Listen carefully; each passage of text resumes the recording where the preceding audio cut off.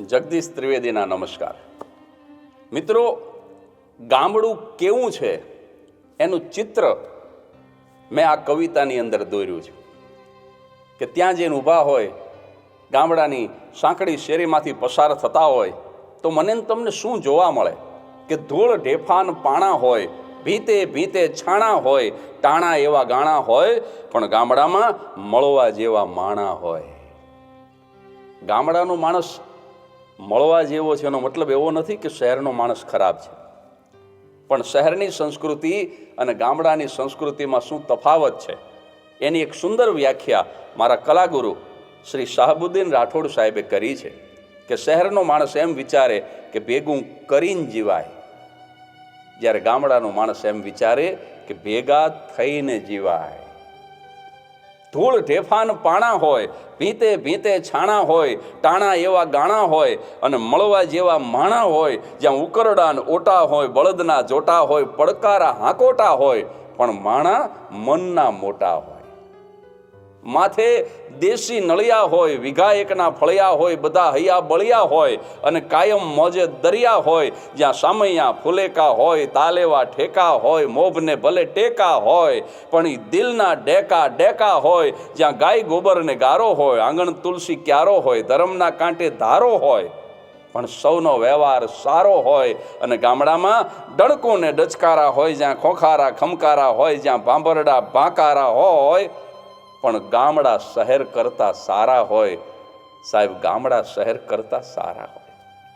આ ગામડું છે. અને આવા જ એક ગામડાનું બીજું એક ચિત્ર મારી એક બીજી કવિતા દ્વારા કે ગ્રામ્ય જીવન કેવું હતું કે 5 વાગે ને પરોડીએ અમે ગાડા હાથી જોડતા, ઢોરાને દફેડીને ખાવા અમે વહેલા હાર છોડતા, ઘંટી અને ગમર વલોણા પ્રભાતિયા ગાતા હતા અને અમીર તેથી ગરીબોને ખવડાવીને ખાતા હતા. વાવ કુવા અને વીરડા તેથી મીઠા પાણી દેતા હતા અને વરણ 18 વગર વેરથી કેવા રાજી રહેતા હતા. નટ મલ અને બજાણિયાના ખેલ ચોરે થતા હતા અને ત્રીજી પેઢી તેડીને ખભે ભાભા જોવા જતા હતા. એ વખતે મનોરંજનનું સાધન ટેલિવિઝન નહોતું, કોમ્પ્યુટર નહોતા, સેલફોન નહોતા.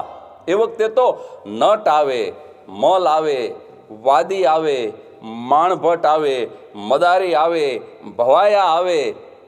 આ મારા ને તમારા મનોરંજનના સાધન હતા, સાત્વિક મનોરંજન.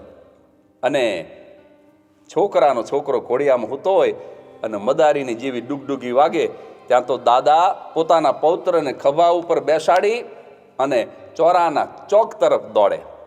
લોક સાહિત્યકારો એમ કીધું છે કે પિતા જ્યારે પોતાની પુત્રીને સાસરે વળાવે ને ત્યારે એને એટલો બધો આઘાત લાગે કે એની ઉંમર વધી જાય, કરડો થઈ જાય. તો જગદીશ ત્રિવેદીએ વિનમ્રતાથી એની અંદર એક વાક્ય ઉમેર્યું છે કે પુત્રીને વળાવે ત્યારે બાપ ભલે ઘરડો થઈ જતો હોય પણ પુત્રના એ પુત્રને એટલે કે પૌત્રને ખભા ઉપર બેસાડે ને ત્યારે પાછો યુવાન થઈ જાય.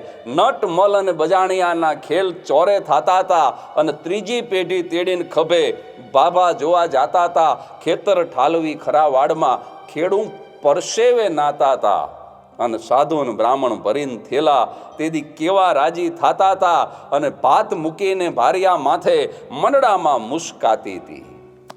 પોતાના પતિને ભાત દેવા માટે ભથવારી એ ખરા તડકે જ્યારે ખેતર તરફ જતી હોય ત્યારે એ રાજી થતી હોય, કારણ કે પતિને મળવા માટે થોડોક સમય મળશે. ભાત મૂકીને ભારિયા માથે મંડળામાં મુસ્કાતી હતી, મોલ ભાળી ઊભા વગડે એ હૈયામાં હર ખાતી હતી અને પીડ જોઈને પાડોશીની પડતું આંસુ ખારું હતું.